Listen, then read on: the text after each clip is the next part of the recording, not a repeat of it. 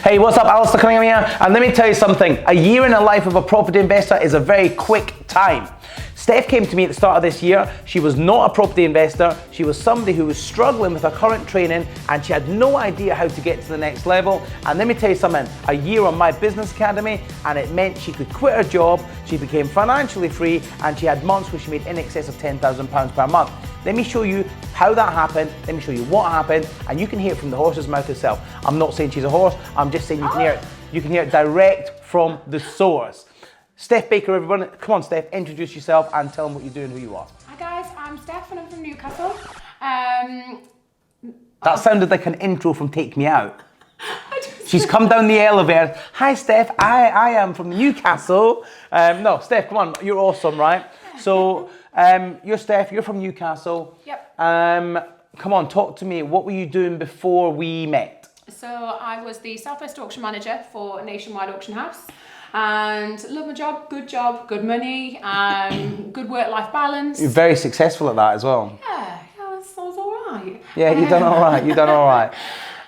But it wasn't really what you wanted to do, was it? No, like I had a couple of buy-to-lets, but I just didn't, I knew I wanted to start a business and I knew that I wanted to be in control of my own life, in control of where, when, who, you know, the money was coming in. I didn't want to answer to anybody else. You want a choice. I did, yeah. Yeah, and that led her to coming to one of my events. So I run £1 events, and these events are, you can come and spend a day with me, and I'll teach you the three strategies that will get you towards 10 grand a month, and that's property sourcing, low money down deals, and buy, refurbish, recycle.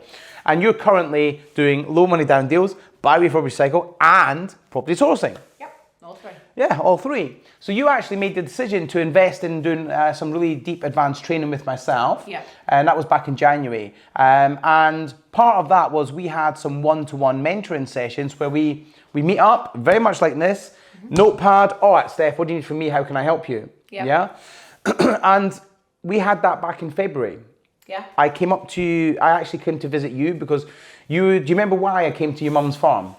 Because I was looking at doing, we've got the land, it's about 60 acres of land, and obviously farming's not great at the minute, so we were looking to diversify and we were looking at potentially putting holiday lets on the land. Yeah, so I thought, all right, great, I'll come. So we drove all the way up there to Northumberland. It was a good 6 hours away, and we went to this absolutely bitterly freezing cold farm, and I was getting driven around a farm on a quad bike.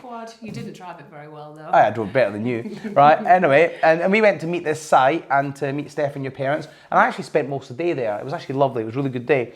We set you some clear goals and targets. Do you remember what they were? So I wanted to leave my job by December. That was my aim. As in December now. We're in December now. Right now. Right now, yeah. And so we put a plan in place. And I think before that point, I was sort of a bit busy fool, wasn't I? Doing a bit of everything. And one of the things you said to me was, look, we're going to put a clear plan in place and it doesn't matter what else you see going on. You focus on this. And one of the things I see a lot, right? I guess people come to me all the time, and they're very much like, oh, they want to do this, they want to do that. They get shiny coin syndrome. They get dragged from pillar to post, but they have no clear focus. You see, when I work with my students, I say, you're going that direction, and this is how you get there. And that's exactly what I said to you. You already had some buy-to-lets, and you already had the idea of wanting to do rent-to-rent service accommodation. Now, I said to you, by the end of this year, by the end of 2022, you're going to be in a position where you can leave your job. Yep. So December 22, you can leave your job because you're going to set up an income from property through rent-to-rent deals. Absolutely. Now, do you remember the numbers we set out on the day? I remember that my income to be replaced needed to be $3,000 a month. Yep. And that was to replace your basic salary from the auction house. Yeah. Because you could live off your basic salary because you got buy-to-lets paying you elsewhere. Yeah. So you didn't need to earn the higher income that you were getting with because obviously with your job you were getting paid a basic plus commission. Yeah. So if we could get to $3 grand a month, that meant you could take the foot off the gas. You've got your buy-to-let still giving you some money, but then you could focus massively on property sourcing and rent-to-rent deals. Absolutely. Yeah. All right, so you joined my training in January. We had some one-to-one meetings. We put a clear plan in place for you. So let's go by the first 3 months, January, February, March. Do you remember roughly what happened? Yeah, so after I had the one-to-one with you, I think I was sort of laser vision. You were very motivated, I will say that. Yeah, changed my whole life. So Rather than going to the gym in the evening after I finished work, started going to the gym first thing in the morning, which meant that my lunch breaks were time that I could be looking for viewings to go and do viewings on rent-to-rent properties, and then in the evenings I would go and do those viewings, or I would study. So my whole life just it became property, dedicated to training, property, business. Yeah, absolutely. And this is what I say, if you really want to do this, immerse yourself. Yeah, all in. It's not 50%, because then you're going to get shit results. It's all in or nothing. But I knew you were an all in type of person. Yeah, I think if you ever want to succeed in anything, I think you've got to do the same. You've got to dedicate, and change your life to however it's going to make it work. Yeah. I was determined it was going to work. So January, February, March, it was all about training, finding viewings, finding potential properties, implementing the training that we'd given you, and working together in order for you to get sort of some property viewings and get out there and view the properties. Yeah, absolutely. So did you manage to secure any sort of deals in the first 3 months? I was finished and completed and had one live. And that was a rent-to-rent service accommodation? That was a rent-to-rent service accommodation, my first one. Okay, so you got your first property, you found it, you viewed it. Sorry, I've got a bit of a cough. You found it, you viewed it, and you got it completed and live. Did you do all of the work yourself? Yes, I did. Yeah. Do you remember roughly how much it cost you? 3,500 from start to finish, to it being about 3,500. And that's it, 3,500 start to finish, including like deposits and all that sort of stuff. Yeah. And how much? Do you remember roughly the numbers? How much it made in the first, say, month and then 2 months? So in the first month, I think it made me not as much. Oh no, actually, no, it did, because I was 100% occupancy for, I think, 2 weeks after it went live. I got a booking in because of the storm damage.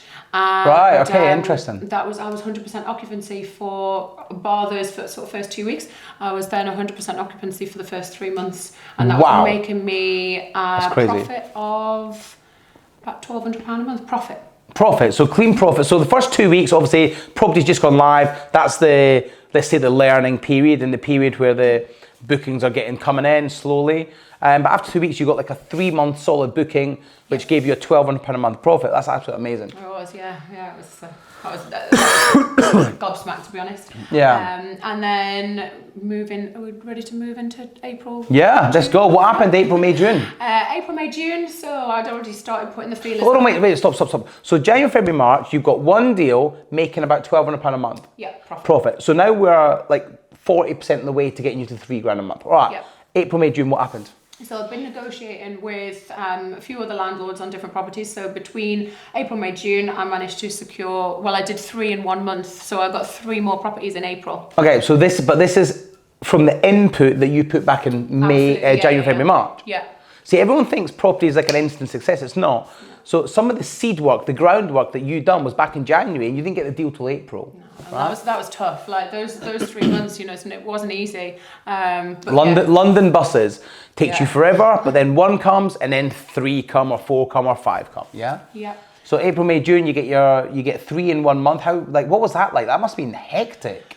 I was really lucky, I think, especially through the business academy, I've met some amazing people who've become extremely close friends, like Ellen, really close friend, and I was very lucky that I could rely on people like that for advice, for the people to turn to as well, and yourself. And on the back of that, I was like, right, okay, this is going to be when I need to quit my job, because I can't. I got to the point where I couldn't do it all. So hold on, you joined me in January, February, March was training and implementation.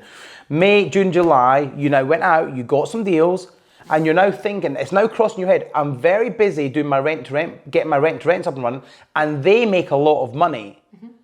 So I'm now in a situation where you're making, or you've got the capability of making £4,000 or £5,000 a month from property, but you've actually got the anchor of your work, your job, holding you back. Yeah. So what happened?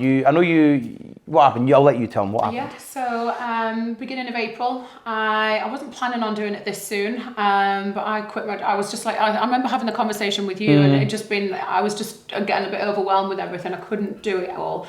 And I quit my job, handed my notice in at the beginning of April, and my last day of work was the end of April. Yay, that's awesome. Right, so you're talking like you start working with me, and within 4 months, you're handing your notice in, and you left at the end of the 4th month. Yeah. Because the property income is sufficed your job income. Now that is what happens. What enabled you to quit that job? Like, was it just these properties, or was it the support? Was it the people you met? Were you loaded and you didn't tell us about it? What's going on? I was going to say everything until you said loaded. I definitely wasn't loaded. Right. It was the support network. Having incredible people around me. There's no way I would have been where I am now if it wasn't for you and the people that the academy has created and put me in touch with. Your network is... That's awesome. Like, I remember me and Michelle came up and had dinner with you that evening to celebrate you leaving your job, and you were very upset. That was my last day, wasn't it? I know, you were very upset. You were very emotional. Yeah. And I'm like, hey, you've achieved what you actually wanted to achieve, and you're crying, and you're upset, and you're an emotional wreck, and you're like, what the heck, man? Anyway, 4 months, you've left your job. Wow, that's pretty crazy. I mean, how many of you would love to be able to leave your job in the next 4 months? And I'm not talking just leaving your jobs and no income. You've left your jobs because you've replaced your income from property. Yeah, absolutely. How did that feel, knowing that your hard work's now starting to come off?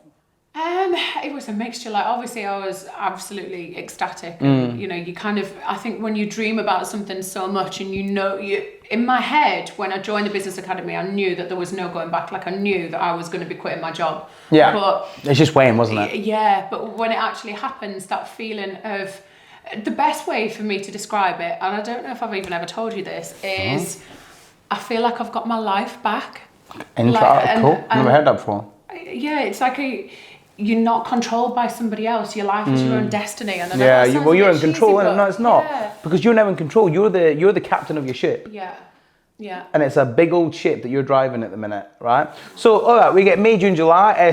April, May, June. You quit your job, right? You've got so how many properties have you got now? 4? 5 that I'm 5. myself. Your 2 buy-to-lets, and then... Oh no, my buy-to-lets are on top. So I've got 2 buy-to-lets that I own.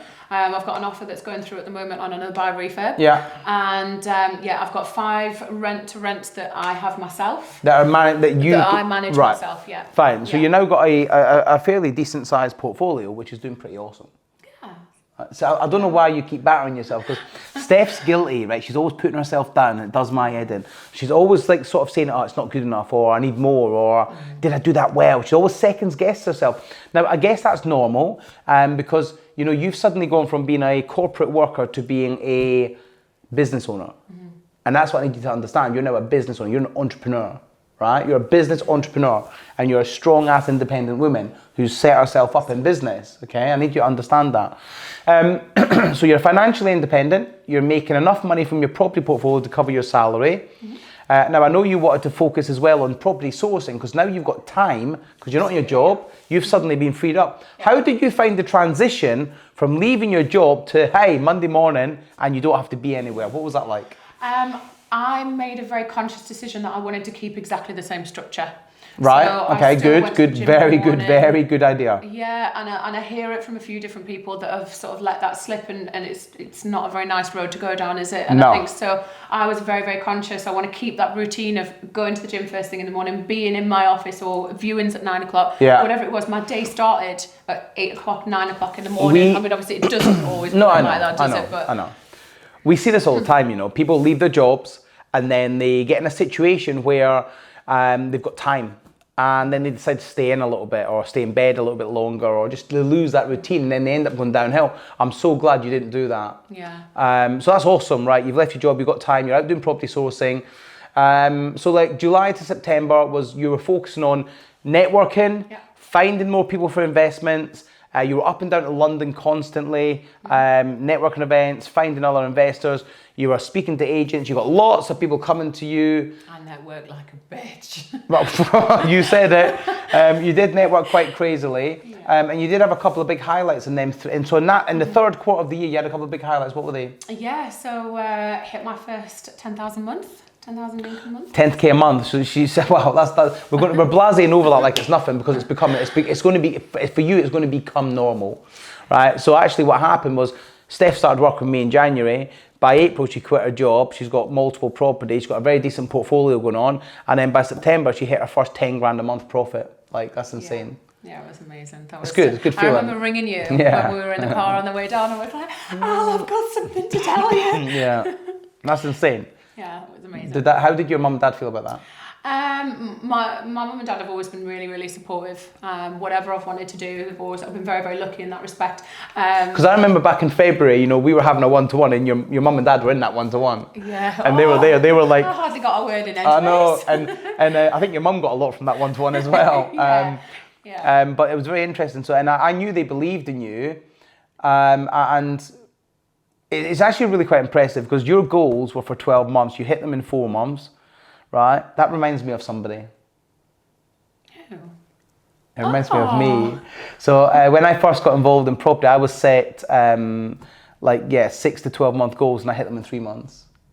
That's interesting, that isn't it? You never told me that. I know, didn't share that. But anyway, so you're now 3rd quarter of the year, 9 months into the year, you're financially independent. You just hit your first 10 grand month. You've got a decent, sizable property portfolio. And then, as we get towards the end of the last quarter of the year, I know you had a month off. What was that like for you? I went to my best friend's wedding in New Zealand, which was amazing, and then went to Bali. So I had three. So about 3.5 weeks off, and that's fine because your portfolio covered that. Still have money coming in, yeah. Money still coming in. Yep. So it's just like wow, right? And then the last few months. You've been focusing mainly on trying to buy this other property. Yep. You're trying to buy another buy before refinance. You're focusing on building your network and planning for 2023. Now, what's the plan for 2023? Because now you're on target. You should finish this year as a 6-figure earner. Do you know what? It's really We're very annoying. close, aren't we? We're very close. It's really annoying. I think I'm just going to be off, which is going to really annoy me. We can sort that out because we can help you find a deal or sell a deal or something. I don't know, but I reckon we can get that done. So what I'm trying to get across is in January you were 30k a year salary and you're about to finish the year as a 6-figure earner, right? And even if you miss it by 5 grand, that's still 3 times better than where you were at. It's amazing to think. If somebody had said to me in January, be a 6-figure business, and obviously it's 6-figure, I just wouldn't have. I didn't think it was me. I didn't think I could do that. Yeah, well, I knew you could. And the reality is, we got to the end of 2022. You're financially independent. You've got more time than you've ever had before. You're still making money. I know you want to make more money. You're very driven to make more money, but you're still making money. You're enjoying your life. I am indeed. You've got time to come to all my events. You're at every single event I run. You're at if you're in the country. Yeah, but he's sick of me now. Yeah, I don't mind. What? How does it feel to be in that situation? Because for me, when I speak to a lot of people, I get a lot of people come to me and they're like, Alistair, can you help me leave my job? So you've achieved that in less than 12 months. Yeah. I know you're busy, right? Because you're stressing out about your business, but that's a great problem to have. No matter how bad and how hard things have got, and funny enough, I was talking to Ellen about this the other day. We were saying, if we could turn the clock back, our problems are completely different now. Of course they are. If we could turn back the clock and say, well, would I rather be there? And absolutely categorically no. No, you're in a much better place now. All right, what are your goals 2023? 2023, what's the plan for Stephanie Baker? Okay, so plan number 1, I want to have a 6k clean profit per month coming in. 6k clean profit, systemized every single month. Yep. I would like to join you doing more speaking. Okay, so we're going to Vietnam, so I'm hoping. All right, so that was the. I'm here. She wants to come to Vietnam with me and do some speaking over there. That's fine. You're very welcome to come. Yeah. Thanks. And I also.